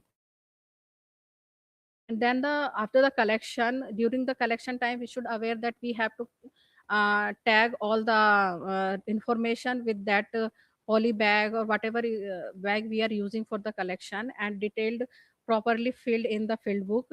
And post harvest, after the collection we have to do, and washing, 3 to 4 step washing is required during this process, and proper drying process also required. If the drug is root or stem or bark, we can dry in the sun light 1 to 2 days. Otherwise, if the drug is leaf or flower, we should use air dryer only, and 30 to 40 degree temperature is enough for the drying of the raw material. And now the packaging or storage is very much important for the raw material. We should aware that the plant material should be free from any kind of contamination, far away from the wall or roof, or that floor region. We have to keep the material or some higher places, and not any kind of contamination should be there. So this is the machinery or equipment we are using during the collection processes. The whatever the material, whatever the machinery or sack bag or whatever we are using should be the good quality, or has proper kept in the proper way. And the person who is involving in this whole process should be have full of knowledge about the identification, and worker also should be healthy or uh, good in their work, and well trained person, and all the process should require the documentation. Now after the these process, collection and cultivation process, the third step is comes under the quality assessment. When we collect or collected samples should be go through the assessment also. For this we prepared a herbarium sheet, that one parameter for the identification or for the authentication. Second comes under the lab. In the lab we have to check that the whatever material we collected with compare the help of pharmacopoeial or other standards. So the quality assessment we can go with the help of standards or parameter. These parameters may be pharmacopoeial parameter or in-house parameter can be used for these all the identification or quality control processes. That these are the very basic parameter we should go with these. That identification for the help of macro microscopy, already madam explained about this, and TLC or HPTLC will be explained in the chemistry section. So these two parameters comes for the identification of raw material.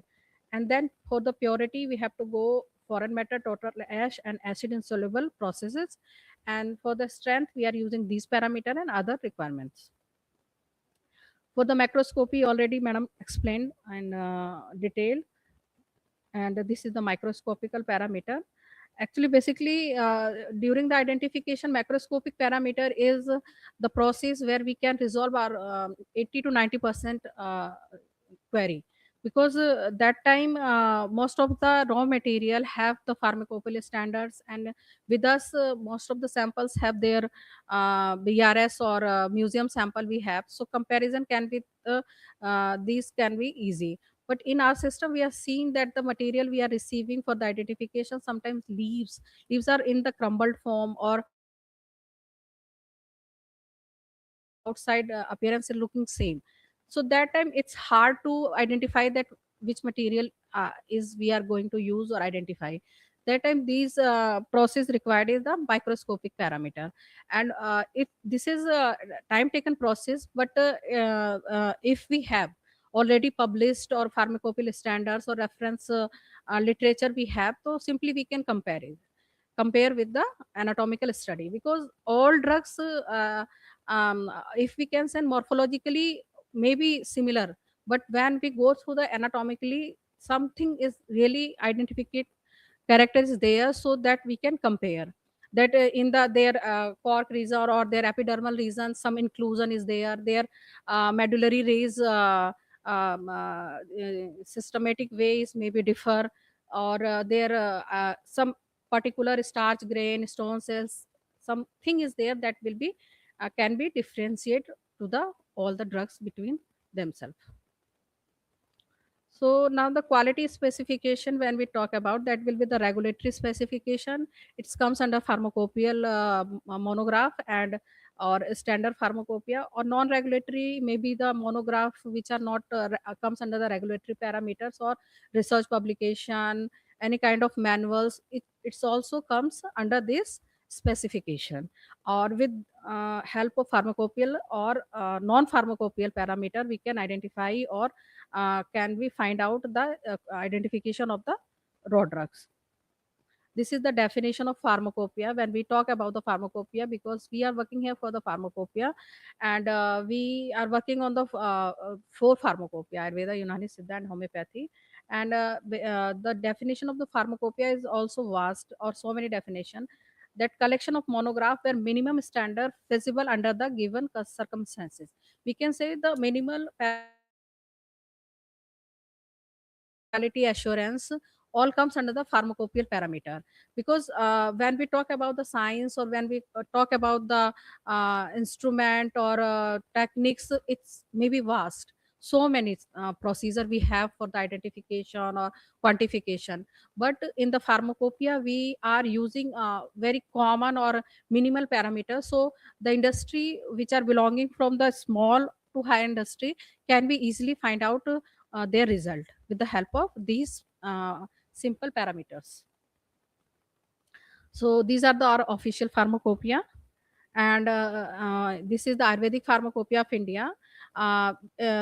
Say for the single drug, we have 1 to 10 volumes, basically, where we can say that volume 1 to 6 we have single drug standards for the raw material, and 7 and 8 we have the mineral metal, and 9 or 8 or 9 is extract, or 10 also for the mineral metals. So this is the part one, where we can find out the standard for the single drugs. Similarly, madam told you that we have part two, where we are developing standards for the formulation. There we will get the process of development of the formulation and the standards of the particular drug. Suppose Trifla, Tricatu, this type of the drugs are using 3 or 4 ingredients. So details also given for the compound formulation in the part 2, and formulary is other third book in this category. Now this is the Siddha Pharmacopoeia. In Siddha Pharmacopoeia, we have only 2 volumes, and we have 139 total monograph in the Siddha Pharmacopoeia. And this is the Unani Pharmacopoeia. We have 1 to 7 volumes and 338 monograph available with the Unani Pharmacopoeia. And part 2 have 4 volumes and 200 monographs. And this is the Homeopathic Pharmacopoeia of India. We have 11 volume and 1185 monographs published in the Homeopathic Pharmacopoeia. When we talk about the pharmacopoeia, there will be the title may be different as per the according to their pathy. But when we talk about the definition or their other description, their definition will be same, their macro or microscopic study will be same, and then chemical parameter will be also same. The difference we find only in the their doses, their formulations, like this. But the scientific parameter for the all raw materials should be same. In Indian Pharmacopoeia also 170 monograph is available which relate with the herbal drugs. Other pharmacopoeia, other countries also working on this herbal material have the pharmacopoeia monograph related to the raw materials. And this is our Atlas Pharmacopoeia, where pictorial pharmacopoeia, this is non-regulatory book actually. All the pharmacopoeia comes under regulatory parameters, but in during the our practical work, where we are this is the HPTLC, 3 volumes we have HPTLC pictorial, and 2 volumes of the macro microscopic pictorial books right now, and both the books are under process also, which will be released after 1-2 months. So here we discussed that this type of confusion during the practical process, we find that you can see this picture that one person is very much confused that this egg is belong with which cell. Same type of problems we also find during the practical time, that sometime if we collected the sample or kept in the bottle or jar, or not kept any detail about this, that time we also confuse that this is belonging with which. So that time we go through the references standard. Actually already I told that the reference standard is the standard that we can develop with the help of working standard with the help of reference standard. And when we talk about the reference standard definition, the primary reference substances that has the appropriate quality within a specified context and the accepted without requiring the comparison to the another substances. We can say simply that whenever we collect a sample, that we have all the documented process, that when we grow it, which seed we are using that time, and where we kept it, and what is there all the parameter we are developing for the identification that particular drug. That time that drug convert into the reference standard. Now here we discuss about the botanical reference standard. We have two type the reference standard, phytochemical reference standard, and one is the botanical reference standard. When we talk about the botanical reference standard, the definition is the repository assist in the confirming the identity of plant drug used by the industry referred through the regulatory authority. Who the concerned person may be differ, maybe student, maybe researcher, maybe industry, or maybe faculty, can be anyone. But the person who is belonging with these things, that they know that about the BRS, what is the BRS and how can we develop the BRS. That time if we are working for the particular some drugs, 10 to 20 drugs in our industry, that time we have a time that we develop our reference standard. Because one time when we developed, or when one time we purchased that reference standard, we can compare with the other sample with them with the help of that reference standard. So here, when we talk about the botanical reference standard, it will be the plant material, and this is the some step or procedure to developing the BRS or botanical reference standard. First, we procure of source material. We can cultivate, we can collect, or we can purchase from the market.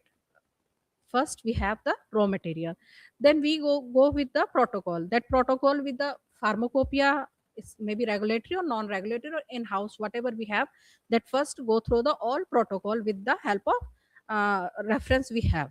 Then we analyze the sample in laboratory, that what parameter, suppose we want the macro microscopic parameter, we go with the one pharmacognosis person or with the botanist, they develop that material, their macro microscopic study. Then the material go with the chemistry person, they develop their TLC, HPTLC, or microbiology person also, because first parameter is the microbiology, because if the drug is authenticate or have not any kind of contamination, that time we take the sample for the further processes. Then evaluation of result, then we get the result. Then a person in all the laboratory have a authorized person who will check the sample, because first analyst who is doing the work, all the testing work, and then second one is the reviewer person, that second person technical manager or technical person who is that above the analyst. Then the one higher authority, that who is the head of this all the process, who will be the check and find out that the whatever the result we get, that will be correct or not. Then the time of the storage, labeling or sealing time. After this all the process, the raw material should be proper airtight, it should be proper airtight, or proper labeling should be there, or vials, whatever we required, that should be storage process we have to do. Then it's ready for the distribution or for the further processes. If you are selling, or a person who is selling the BRS, that this sample is ready for with all the documented procedures. This is the some information which we have to kept on the material, that that plant name, collection date, their procedure date, batch number, logo, all it's maybe differ, but we have. And this is the passport data for the BRS material, that we a drug, when we collect the sample material during the field book time, we have to keep one code for that particular. This code will be go at the last. So this is the particular number for that particular material, and which pharmacopoeia references we are using should be mentioned there, their botanical name, their vernacular name, their family, whatever the basic information we required for that material, we have to documented all the details on this sheet with all the practical detail also. And then we can develop a BRS. So we can see that a normal raw material or one of BRS, we can say the botanical reference material, is very much different to each other, and all the all the work, all the result is depend on the material. If we have authentic raw material or authentic raw drugs, that time we naturally we get the quality medicines or quality drugs. So we have to go with these the procedures from the base to high. Thank you.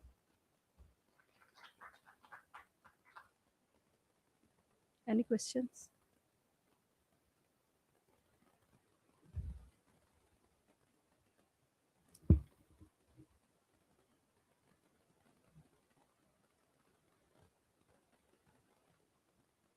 Ji sir. For barium preparation, are you using this Bentham and Hooker classification or APG system here? Bentham. So that's what I just want to ask, that now all over world internationally they are accepting the APG system now. So still we are following Bentham and Hooker classification in Ayush system. So there is a lot of variation in the family. You know that Allium sativum, they keep amaryldaceae. In our system, it is in Liliaceae. So whenever we are publishing the paper, so at per the reverse comment and other thing, the family, we are talking about the Liliaceae and they are talking about the amaryldaceae. There is a lot of conflict there. So that's the my basic question is that. Actually sir मैं taxonomist तो नहीं हूँ, मैं proper इसका answer नहीं दे सकती. During the session आप madam होंगी और जो अदर पर्सन इन्वॉल्व है वो लोग आपको क्लियर कर. Okay. Madam, I have one question. Under botanical reference standard, you have mentioned purity. Yes sir. purity in terms of purity of active marker compounds or in with compared to the foreign materials? Sir यहाँ पर तो हमारे foreign materials Foreign materials है। Actually देखिए parameter, जैसे मैंने आपसे कहा कि बहुत सारे पैरामीटर हैं, बहुत सारे, लेकिन अभी जो हम बेसिकली जो रॉ मटेरियल यूज करते हैं या किसी ड्रग को डेवलप करते हैं, पहला तो हमारा जो प्रॉब्लम है कि जो मटेरियल है वही ऑथेंटिकेट मटेरियल हो और करेक्ट मटेरियल हो, उसके बाद हम अदर पैरामीटर पे जाते हैं। तो यहाँ तो फार्माकोपियल जो मेथड हम लोग यूज करते हैं वो पर्टिकुलर जो रॉ मटेरियल यूज हो रहा है उसकी ही प्योरिटी के मतलब लिए। presence or absence of foreign materials? जी जी सर। मैडम और एक क्वेश्चन है, जो हम बाहर से जो क्रूड ड्रग्स लेते हैं मैडम, उन पे डेट ऑफ कलेक्शन नहीं रहता उनके पास, तो हम कैसा लें? क्योंकि जब से दवा बनती वहां से ही बनती दवा, जब उनके पास डेट ऑफ कलेक्शन नहीं है तो हम किस पे भरोसा करना है, क्या है, कैसा लेना है दवा? या उनको कोई गवर्नमेंट ऑफ आयुष से कुछ ऐसा है कि डेट ऑफ कलेक्शन उस पे लिखा रखे जो दवाएं हैं?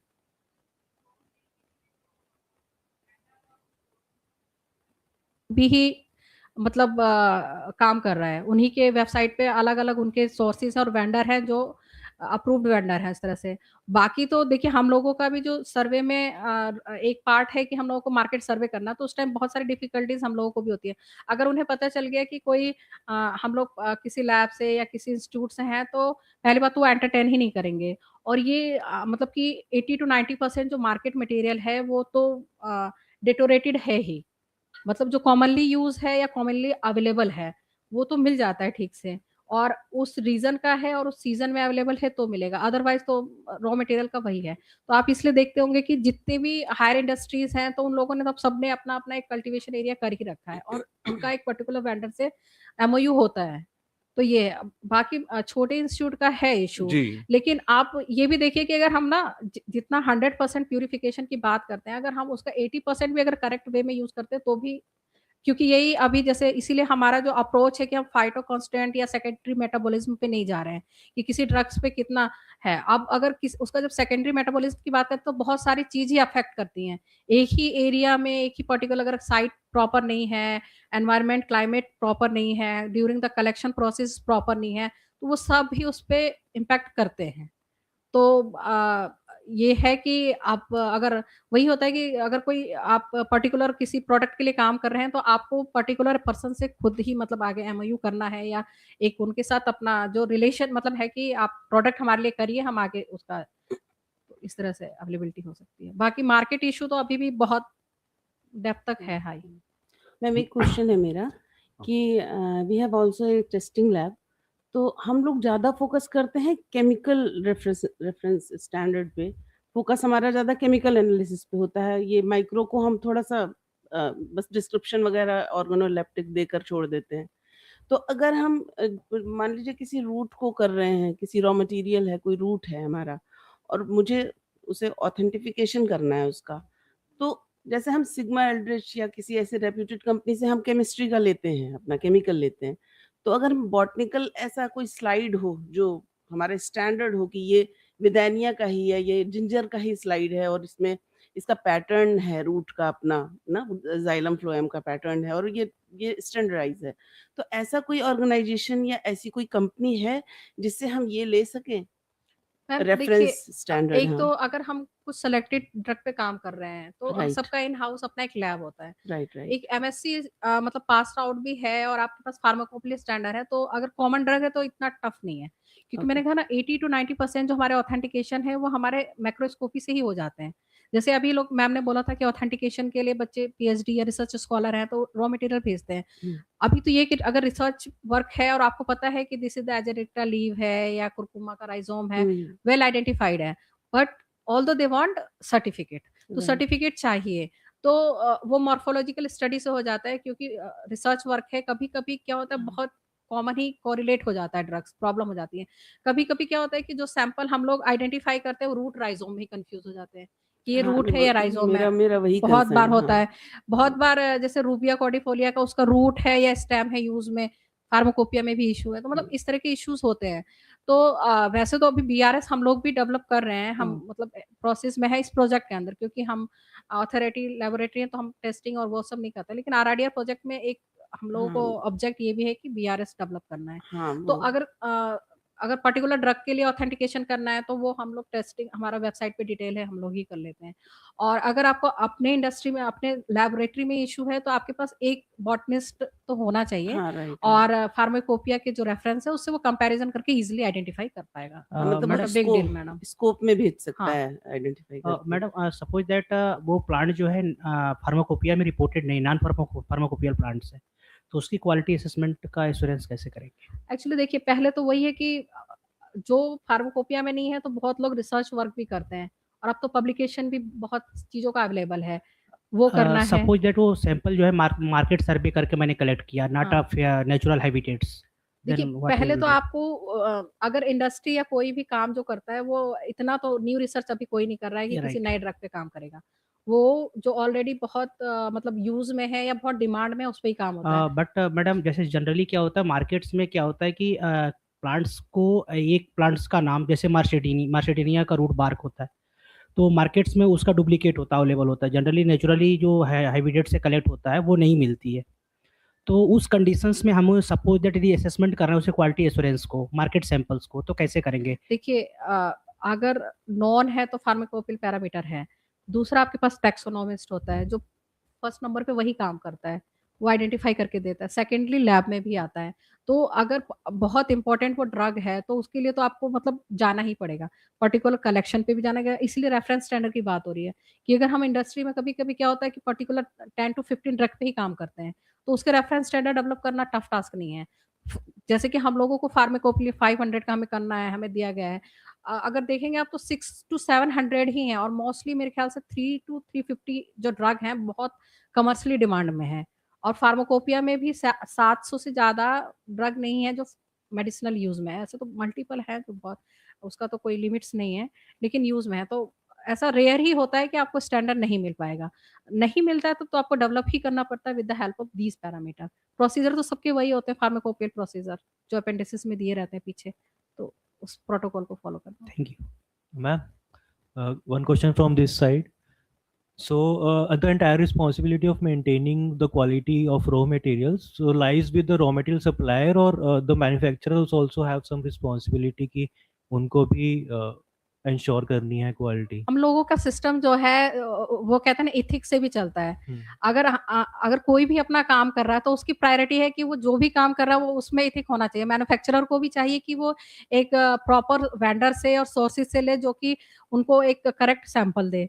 और जो सप्लायर है अगर वो एक अच्छा, जैसे हम भी किसी ब्रांड को या किसी भी सामान को लेते हैं, नॉर्मल कपड़े की बात हो या किसी भी चीज़ की हम बात करते हैं, तो हम लोग भी तो प्रेफ़रेंस देते हैं ना कि हाँ, ये ब्लाइंडली बिलीव करते हैं कि ये एक प्रॉपर सप्लायर है। तो रिस्पॉन्सिबिलिटी तो सबकी है। देखिए, जब सप्लायर है तो नेचुरली वो काम किसके लिए कर रहा है? सप्लाई के लिए कर रहा है। तो उसके पास ये पासपोर्ट डिटेल होना चाहिए पूरा, कि वो कहाँ से इसको कल्टीवेट कर रहा है, मार्केट से, कहीं से भी वो दे, लेकिन एक सोर्स देना चाहिए, सर्टिफिकेट वो देना चाहिए। इसलिए नॉर्मल ड्रग जो 100 रुपए केजी है और वो जो पूरा प्रोसेस के है बात 500 रुपीज़ केजी है। तो क्या है कि सर्टिफाइड सैंपल है तो नेचुरली उसका रेट ज़्यादा होगा। फिर फर्स्ट लेवल पे तो सप्लायर पे हो गया वो आइडेंटिफिकेशन की स्टोरी। सेकंड लेवल पे जब मैन्युफैक्चरर की बात आती है तो हर एक मैन्युफैक्चरिंग कंपनी का अपना एक ऑडिट होता है, क्यूए सेल होती है, उसके अपने लैबोरेटरी पर्सन होते हैं, तो सेकेंडरी वहाँ हो जाता है। अब किस हद तक कितनी एश्योरिटी को फॉलो कर रहा है तो वो सब एथिक्स की बात हो जाती है। Ma'am, one more question, ma'am. Ma'am, right now you have told that the passport data will be there for the supplier, but whenever we are going for the tender, there will be availability of one or two vendors. The same materials will be purchased from different vendors. When we are collecting, some of the drugs will be having the low grade, where the passport data will be somewhat matched. How we can? Ma'am, here we discuss about the raw material, but in the jam, other material also is there na. In this platform we can say that suppose Some of the vendors will some of not, things we are purchasing from the direct market, that will maybe in good quality, it may be less price, but we are bound for the whatever we procedure we are going in our government system. So we are bound whatever they're supplying, if we are satisfied then okay, otherwise from where we can get satisfied material we can take. Ma'am, now we are going towards one herb and one standard. How far it will be, because the source of the materials will be from the different places. So if we are collecting from the different places, the standards will be have the some of the variation depending upon the season and the climate and the soil and all these things. How Ma'am, we can for this process, when we are trying to develop, or we are in the process of developing the standard, that time we are following three different zone, climatic zone. That time we have to take or collect the material, or we can source the material from the three climatic zone, and so that in the pharmacopoeia you can see that we have the range, not a particular any reading for that drug. but we cannot rely on the vendor that the particular they have harvested that raw drug from the particular season or something like that. That's the main issue. Actually, ma'am, this is the big issue now. We for this not raw material for anything, we are not this much person, honest person we have, that who will say all things, because everyone want their benefits, or so whatever we have, just with those parameter we have to go forward.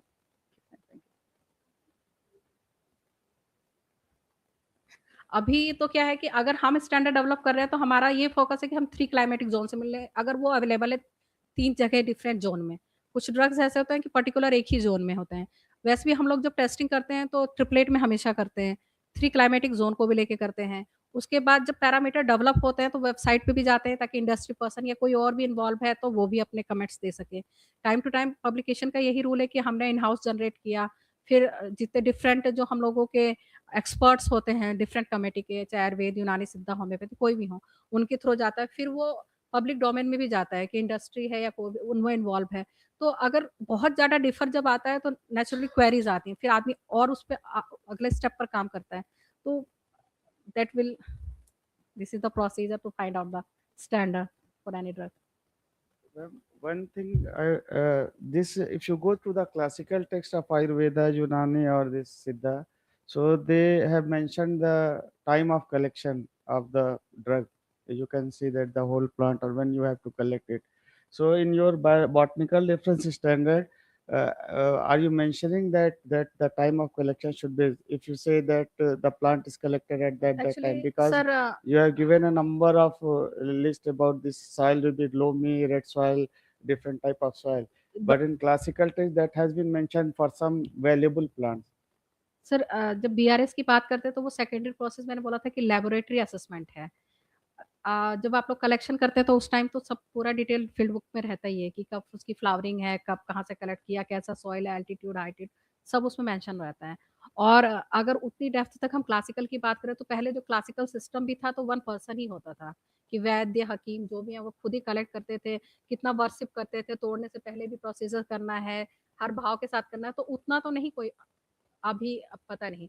लेकिन जब हम certified की बात करते हैं, तो naturally जब जो कल्टीवेटर है, उसके पास तो सारा डिटेल होगा कि उसने किस सीज़न में उसको कलेक्ट किया, कब उसको सो किया, कब उसका कल्टीवेशन का टाइम रहा, उसपे फ्लावरिंग कब रही। तो ये सब जो पूरा जो सेटअप है, जैसे हम तो एनएबीएल में लैब में करते हैं, तो हमको पता है कि जब हमें रॉ मटेरियल जहाँ से मिला, या ड्रग जहाँ से मिला, हम लोगों ने उसका डॉक्यूमेंटेशन स्टार्ट कर दिया।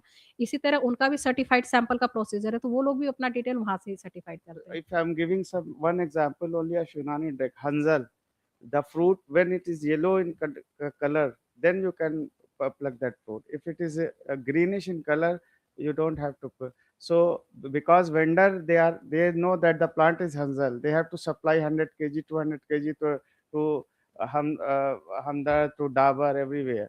But they don't know that which part and which time they have to collect it. So Sir, there is a gap in between those तो things. सर यही इसी गैप की फुलफिलिंग के लिए तो हम लोग सब इतने वर्कशॉप या इतने सब चीजें होते हैं अवेयरनेस के लिए कि, और वो लास्ट मैंने आपको कहा कि अगर हम प्रॉफिट और एथिक्स को दोनों को लेके चलेंगे तभी होगा। क्योंकि अभी तो आपने कहा कि विच पार्ट, मैं तो कहती हूँ विच पार्ट क्या, कम से कम उस प्लांट का ही पार्ट जा रहा है तो भी ठीक है। मैच्योर इमेच्योर तो सेकेंडरी है, कभी कभी सेम रॉ मटेरियल भी आ जाए तो भी बहुत है। थैंक यू, हम लोग लैब में मिलेंगे फिर।